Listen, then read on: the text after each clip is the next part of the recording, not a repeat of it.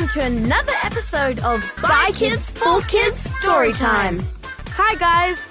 You might remember last year we brought you some ancient tales, Greek myths from thousands of years ago, such as Perseus and Medusa, and Theseus and the Minotaur.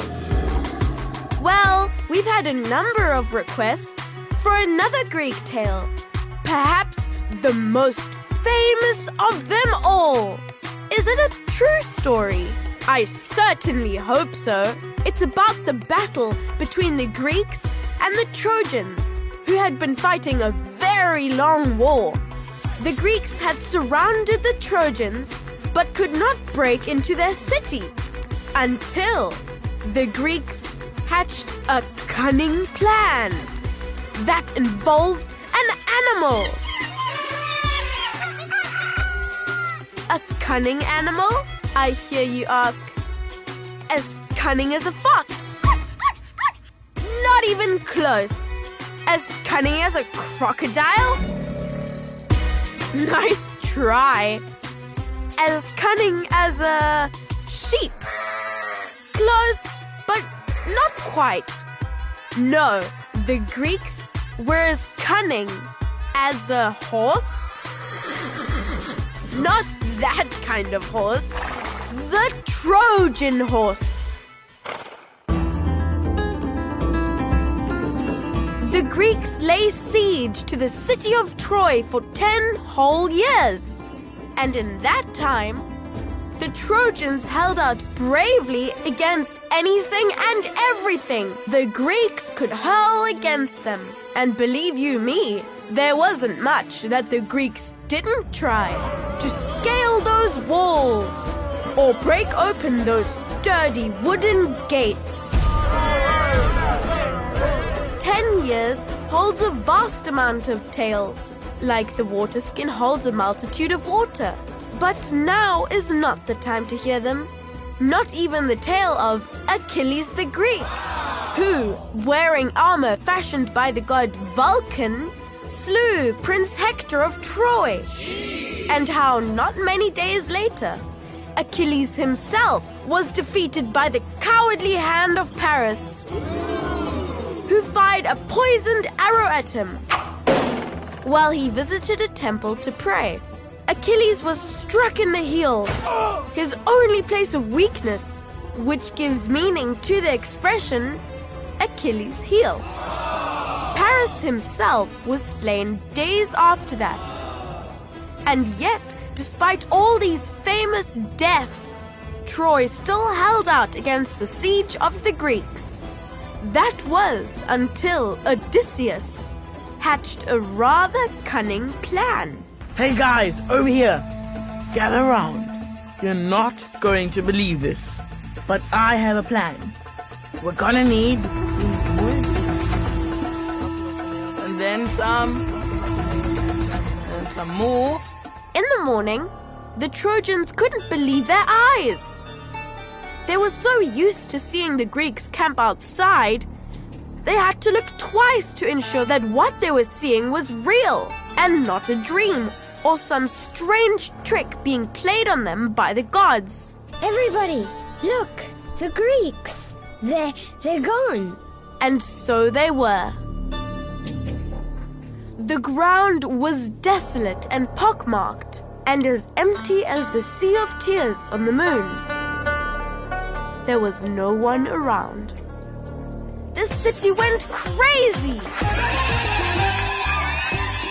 The war is over! We won!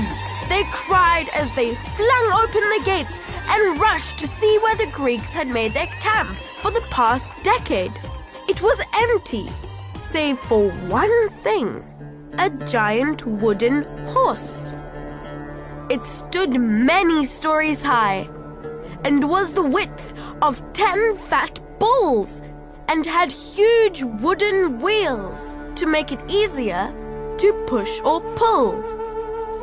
The Trojans, now somewhat confused, knew not what to make of it, as it's not every day your enemy disappears and a giant horse appears in your midst. People of Troy, What shall we do with this wondrous creation? asked the priests of the city. Shall we take it inside as a sign of our victory over the Greeks?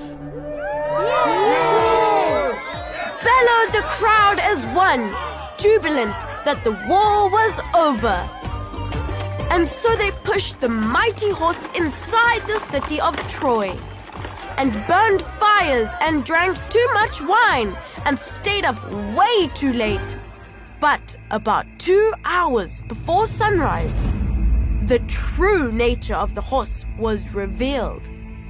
You see, the Greeks had not really sailed away back to Greece. Oh no!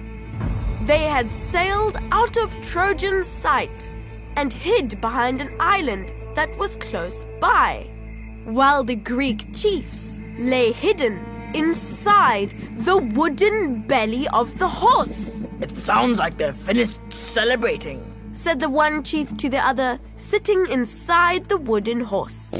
Shh! Just be quiet! That's disgusting. Sorry, sir. Once they recovered from the temporary and rather smelly setback, the chief said, Let's carefully open the trap door. They opened the trapdoor from within and slid down a rope into the city of Troy. They padded quietly to the gates, opened them, fired flaming arrows into the night sky to signal the Greek boats to return, and then set about doing in one night what they had failed to do in 10 years.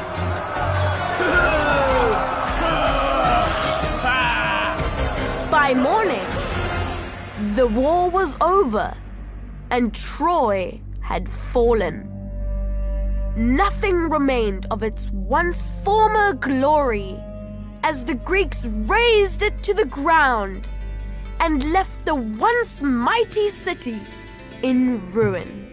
They took prisoners, treasure, and everything of worth home to Greece to have their own celebrations and praise Odysseus for his clever plan of a wooden horse.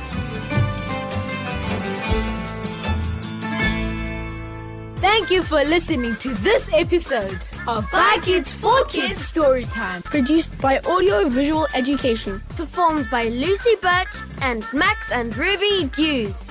The story from this episode is over 2,000 years old, but the words for our version were created by Alistair Cunningham. You can download more episodes of By Kids for Kids Storytime for free. Just search for us on iTunes. It's easy. You can also contact us at bkfkstorytime@gmail.com. We'd love to hear from you. Hey guys, if you like this episode, please share it with your friends and family. It is one of the best ways to support BKFK Storytime.